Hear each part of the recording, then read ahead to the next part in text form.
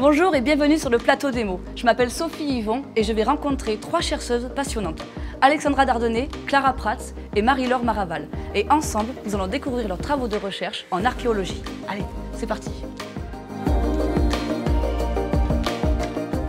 Alexandra, bonjour. Bienvenue sur le plateau démo. Alors, vous êtes chercheuse en archéologie. Est-ce que vous pouvez m'introduire votre domaine de recherche? Oui, nous sommes donc une équipe d'archéologues du laboratoire Trace, spécialistes de peinture antique.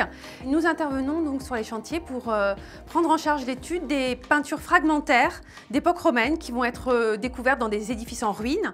Et donc ces peintures qui sont réduites à l'état, vous voyez, de fragments, eh bien notre travail c'est d'en faire le puzzle, ce que nous on appelle le remontage, c'est-à-dire de les reconstituer et ensuite de proposer des restitutions pour permettre de visualiser le décor des bâtiments avant leur destruction. Ces fragments, ils viennent d'où? Alors ceux-ci viennent d'un chantier de fouilles à Narbonne, une grande domus particulièrement luxueuse parce qu'elle était dotée d'un péristyle. Nous reconstituons les peintures de ce péristyle.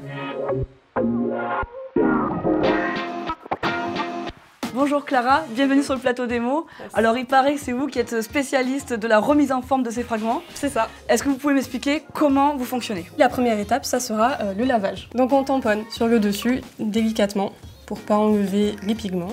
Tout doucement, voilà, on découvre la surface picturale. Des fois on se retrouve avec des fragments où il n'y a absolument rien dessus. Après on prend une brosse à dents et on vient laver les tranches. Le but c'est vraiment d'enlever le sable qui gêne en fait. Tout à fait, ouais. Est-ce qu'il y a un risque qu'en frottant trop fort, j'enlève le motif? Oui.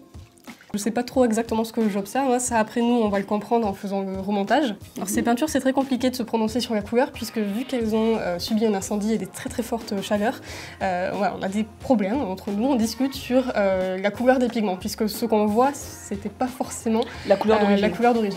Oui, parce que du coup après le but c'est de rassembler quelle pièce avec quelle pièce. C'est ça, bah, très bien. Bah, faisons ça. C'est parti. Voilà où j'en suis de mon remontage, de mon étude. On a plein de choses dispatchées à divers endroits différents là. C'est ça. On va parler en termes de plaques. On va former des plaques. Donc par exemple, on a une plaque juste ici.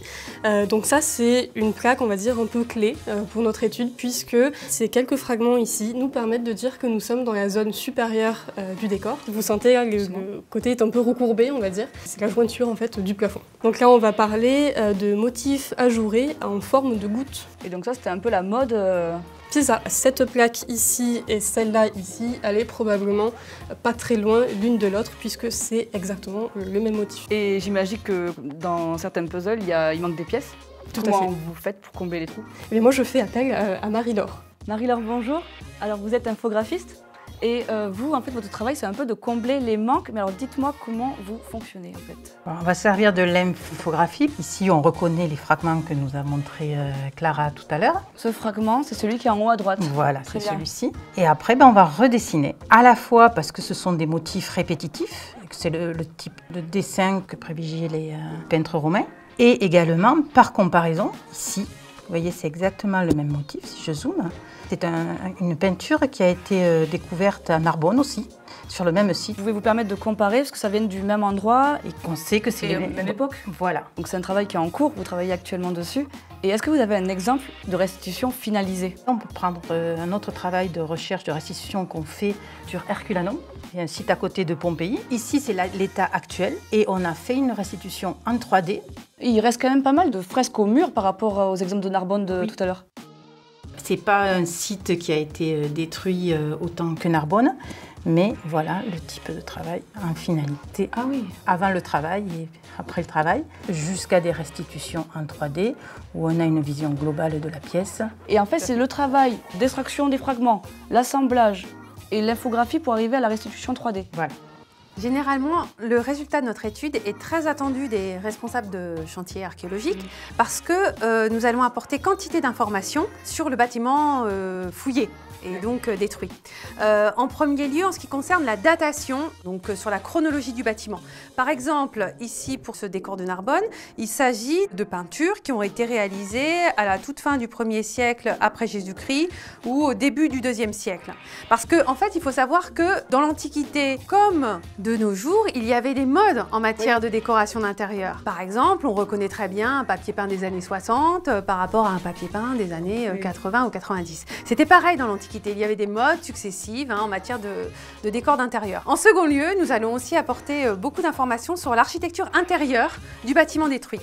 Nous pouvons aussi trouver l'emplacement des fenêtres, l'emplacement des portes. Toutes ces infos, qui va s'en servir en fait Alors déjà le responsable d'opération, bien sûr, le responsable du chantier archéologique. Ça va aussi lui donner des données d'ordre sociologique.